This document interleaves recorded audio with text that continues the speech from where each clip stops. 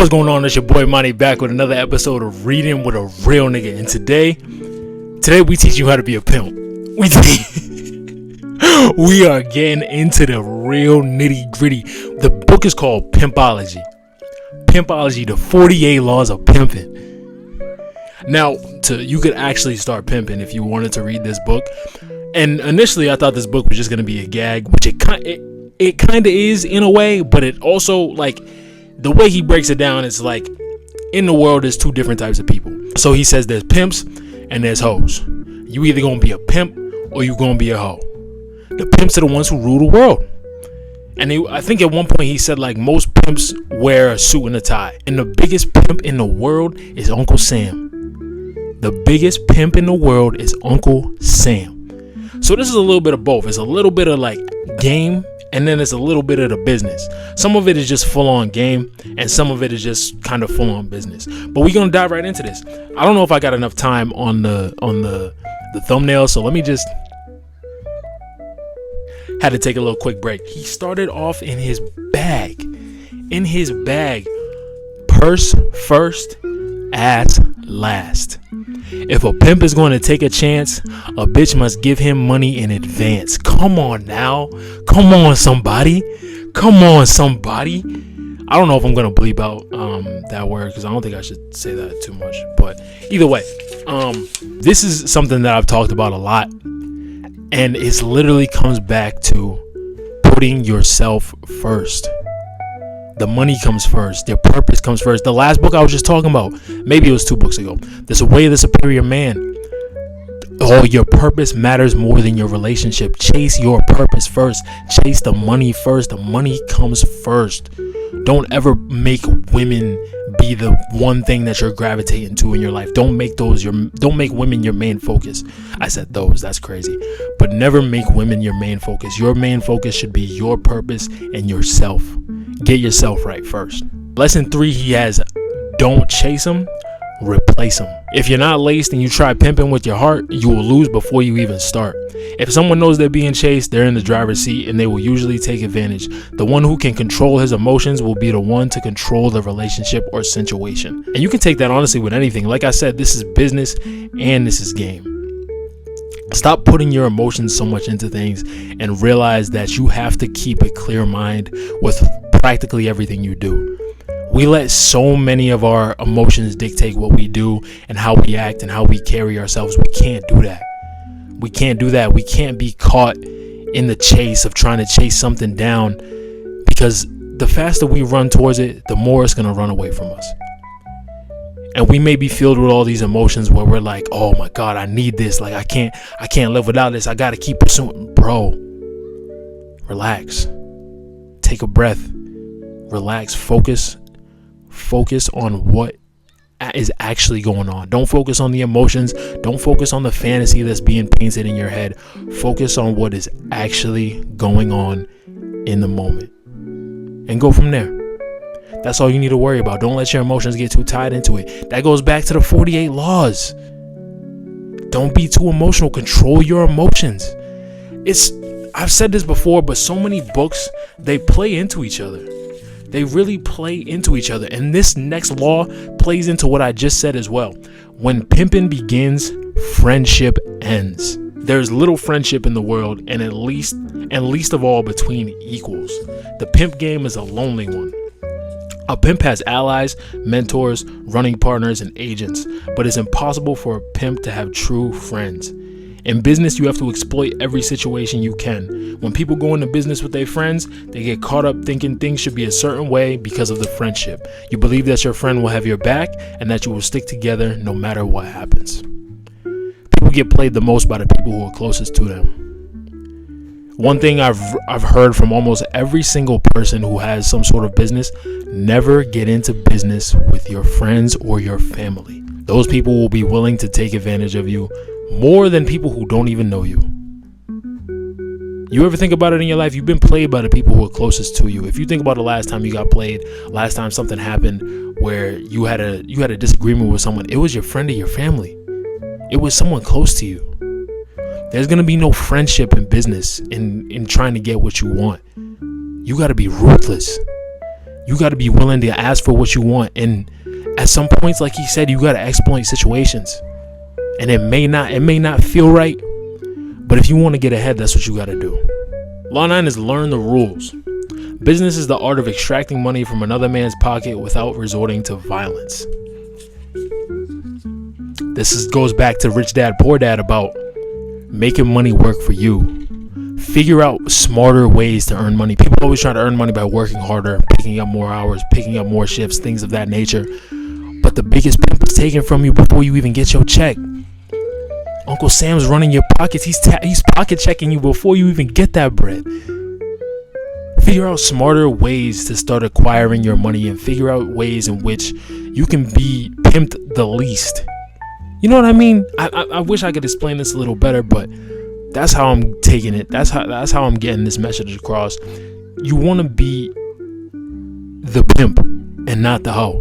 But he says here, pimping is psychological warfare. Psychological warfare. That's why you have to be in control of what is up here. The best players are the ones who not only learn the rules, but master and manipulate them, and then come up with a few rules of their own. You got to know what you're doing first. You got to understand the rules and how everything is going to work around it. And you got to plan ahead as well. You got to know what your actions will do and how they will affect the people around you, and how they'll move. It's like chess. How everything's going to move when you make a certain action. You have to try to predict what's going to happen by knowing the rules so well that it doesn't even necessarily matter what move you make, because you know how to recover from it. Learn the rules so well that you just become a master of your craft. Law 10. Plan your work and work your plan. Most of the important things in the world have been accomplished by people who have kept on trying when there seemed to be no hope at all. Have a plan. It's not always going to be sunshine and rainbows, and not everything is always going to work out in your favor. Not everything is going to look the way you want it to look. The future might look bleak sometimes, but do your best and abide by your plan. If you have a plan, abide by it and work towards it. Let it be a plan that can actually let it be a plan that's actually fleshed out. Let it be a plan that you actually have concrete goals that you want to achieve and that are possible for you to attain. And work at it every single day. It's like what I've talked about with the purpose. You want to make sure your purpose is in check. You want to have a means of getting to the point that you want to get to with your purpose. Pimp like you're holeless. One hoe is too close to no hoe, and broke is a motherfucking no-no. Come on now. You have to work each day like you're never going to make another dollar. Don't just rely on one stream of income. Never put all your eggs in one basket, and always have backup plans for your backup plans. Constantly look for other options and opportunities outside of your main income. When people sense that you're not worried, it makes them respect you more. Whenever you're desperate, people will take advantage of you. I know I was just talking about how I was saying, people work hard for their money, but there's going to be a time where you have to do that. If you're starting out, there's going to be a time you have to do that. You got to put some boots on the ground, and you got to make some stuff work. You use that money that you're getting from all these other things to start making money work for you in different places. And sooner or later, you have amassed this amount of wealth that you could only dream of. It's all about putting in the work, putting those boots on the ground, always being open to new opportunities of ways you can make your money work for you. Always keep that in your head. Don't ever stray away from that. Don't get too comfortable where you're at. You're making a good amount of money. If there's another way that you can extend yourself to make more without really, over encumbering yourself, do it. Keep looking, because you never know when one of those streams might dry up. It's like a river. You got a river, it's taking a bunch of divots off.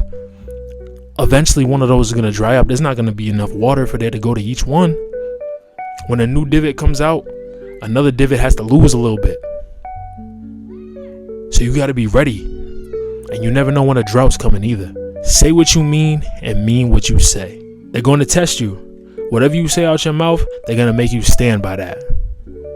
Be a man of your word. I don't think I've done the 4 agreements yet, but when I do the 4 agreements, the first agreement is impeccability of your word. Be impeccable with your word. Say what you mean and mean what you say. Don't ever say something if you don't plan on delivering on it, because people are going to hold you to that. People will always hold you to your word.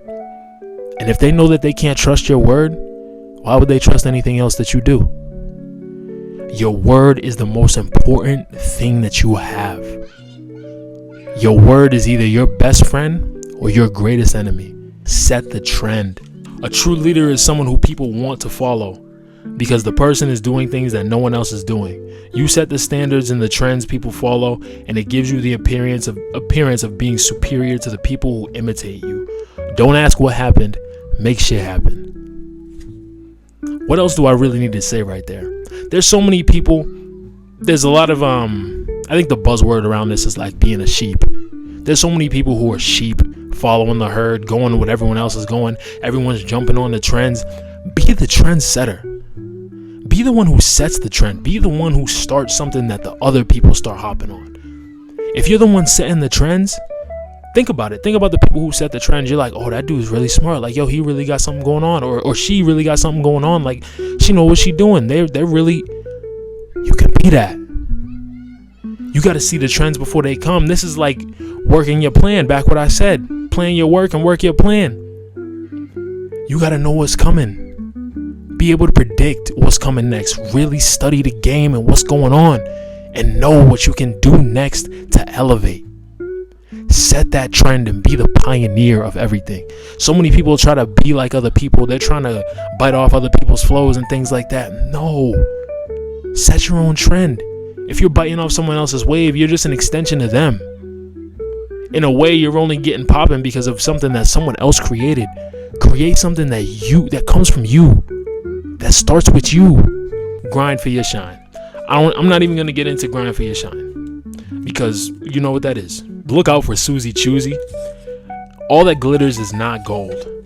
What looks like a bargain may be more than you bargained for. And if something looks too good to be true, it usually is. Unreliable people don't just make themselves look bad, they make a fool out of you.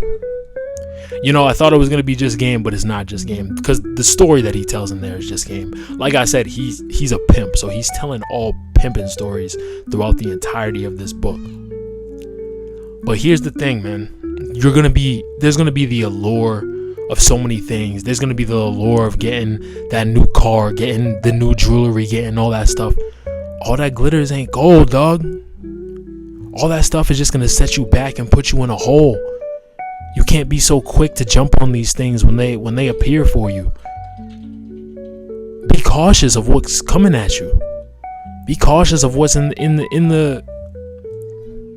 cautious of what's in the front view of your car. I guess. You know what I mean? Like, if you want to roll, look what's in the front view. Look what's in the front windshield. Because you're only going to know what it really was when it's in the rear view. Oh my God, I'm messing up right now. But you know what I'm talking about. Y'all know what I mean. Y'all know how I'm getting down. You see something that looks great, you go, oh, I need it. Relax. Take some time.